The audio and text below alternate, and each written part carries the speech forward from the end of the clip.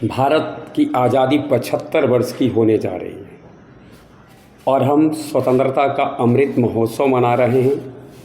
ये स्वतंत्रता जिन बलिदानों से हमें मिली है, हम आपके बीच में उन क्रांतिकारियों को याद करते हैं, उनके कुछ कारनामों को याद करते हैं। और इस कड़ी में आज हम जिस क्रांतिकारी के कुछ कारनामे के साथ आपके बीच उपस्थित हैं, उनके अंदर समझो कि देश के ऊपर मर मिटने का ऐसा जुनून था कि वो एक बहाना ढूंढ रहे थे, कोई एक सटीक बहाना मिले और अपने आप को कुर्बान कर दे। हम जिसकी बात कर रहे हैं वो कोई और नहीं वरन जिन्हें 23 मार्च 1931 को फांसी दी गई, उन 3 में एक राजगुरु थे। क्रांतिकारी राजगुरु की कहानी हम आपके बीच में कह रहे हैं, जिनकी एक दिली इच्छा थी कि चलो देश के लिए एक बार मर लें फिर जी लेंगे चैन से। एक बार मर लो देश के लिए, जी लेंगे चैन से। देश के लिए मरने के लिए बेचैनी उनमें थी और इसी सोच से हिंदुस्तान सोशलिस्ट रिपब्लिकन आर्मी के सदस्य बन गए। उन दिनों Hindustan Socialist Republican Army Chandrashekhar Azad के नेतृत्व में थी, अर्थात आज़ाद जी उनके नेता थे। हिंदुस्तान सोशलिस्ट रिपब्लिकन आर्मी के कारनामे दिन प्रतिदिन ऐसे बढ़ते जा रहे थे जिससे अंग्रेजी हुकूमत के अन्याय अत्याचार उन क्रांतिकारियों पर भी बढ़ते जा रहे थे। जिस किसी को भी पकड़ा जाता था बड़ी बेरहमी से अंग्रेजी हुकूमत पेश होती थी उनके साथ। इन परिस्थितियों में आज़ाद जी ने अपने क्रांतिकारी जो दोस्त थे, उनके सहयोगी थे, उनके अंदर किस प्रकार का हौसला है, जज्बा है, इसे परखने की कोशिश उन्होंने की और उसे वो हमेशा परखते रहते भी थे। इसी कड़ी में कहा जाता है, क्रांतिकारियों को एक दिन संबोधित कर रहे थे आज़ाद जी। घटना शाम की थी।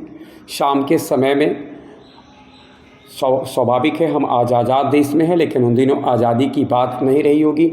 आज़ाद देश में हम शायद सभा आयोजित कर लें, लेकिन तब बड़ा छुप कर सभा आयोजित करनी होती थी।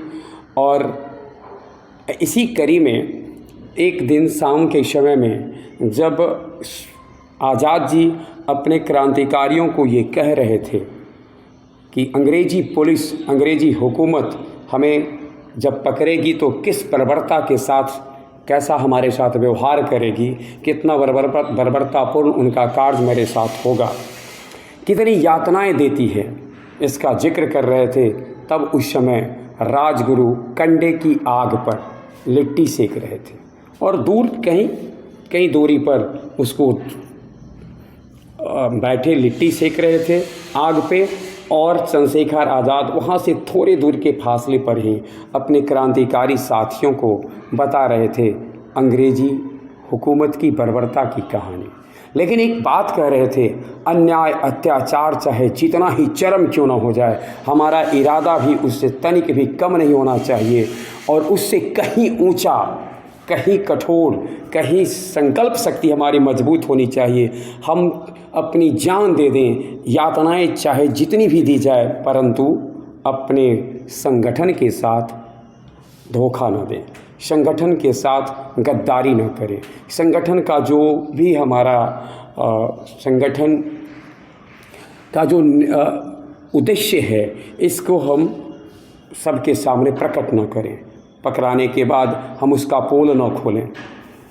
यातनाओं को सहने की जब बात सुन रहे थे राजगुरु, तो कंडे की आग सामने थी, उसको उठा कर वो अपने सीने में लगा कर पूरी आग को अपने सीने में लगा लेते थे। और इस प्रकार से उनके आग उनके सीने के चमड़े को, सीने के चर्म को पिघला रहा था, गला रहा था, लेकिन उफ तक उनके मुख से नहीं निकल रहा था। समय बीता, कंडे की आग पर लिट्टी सेकने का कार्य खत्म हो गया। उधर आज़ाद जी का भाषण खत्म हो गया, आज़ाद जी का संबोधन खत्म हुआ। अपने क्रांतिकारी मित्रों को उन्होंने लिट्टी खाने के बाद सबकी बारी आई अब सोने की, छुप करके सोते थे, छुप करके खाते थे, छुप कर रहना होता था, छुप कर मिलना होता था। राजगुरु के साथ एक और बात थी, वो नींद के बड़े प्रिय व्यक्ति, बहुत प्रिय थे। गहरी नींद लेना उनकी आदत का हिस्सा था। जब वो सो जाते थे तो फिर उनको उठाना बड़ा मुश्किल था। और दूसरी ओर आज़ाद जी नेता थे, सो नहीं सकते थे, बहुत उनकी हल्की नींद थी।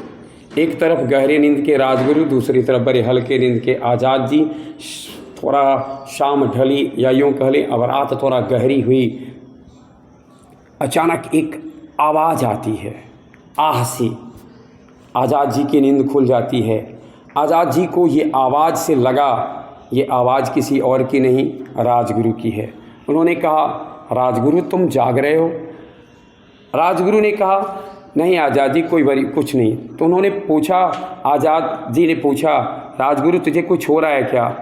राजगुरु ने कहा, नहीं बस ऐसे ही। परंतु आज़ाद जी कहाँ मानने वाले थे। आज़ाद जी को ये लगा कि ज़रूर कोई ना कोई बात है। उन्होंने तुरंत एक डिबरी जलाई। डिबरी जला करके धीरे धीरे डिबरी को लेकर के राजगुरु के समीप आए। मंजर देखकर, राजगुरु के छाती को देखकर, सीना को देखकर, शायद पहली बार और एकमात्र बार आज़ाद की आंखें नम हुई। और उन्होंने कहा, ये पगले, ये तूने क्या किया? बड़ी करुण भाव से, करुण शब्दों में राजगुरु ने कहा, भरोसा हो गया ना आज़ाद जी? क्या अंग्रेजी पुलिस इससे भी ज़्यादा यातना देगी? मैं टूटूंगा नहीं। आपको लगता है ना कि राजगुरु टूटने वाला नहीं है। राजगुरु चाहे जितनी भी कठोर यातनाएं पुलिस क्यों न दे, बर्दाश्त कर लेगा, जान दे सकता है, मर सकता है, लेकिन टूटेगा नहीं।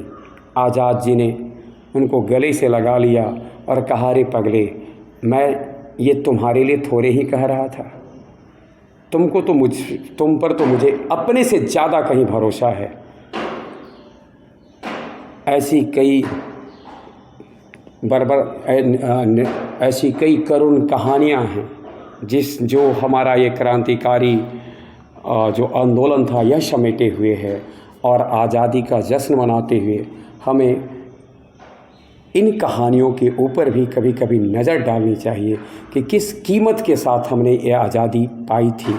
ये कहानी बाद में चल करके आज़ाद जी की बहन शकुंतला देवी आज़ाद के द्वारा सार्वजनिक की गई, जिसके बारे में हम चर्चा कभी बाद में करेंगे। बहुत बहुत धन्यवाद।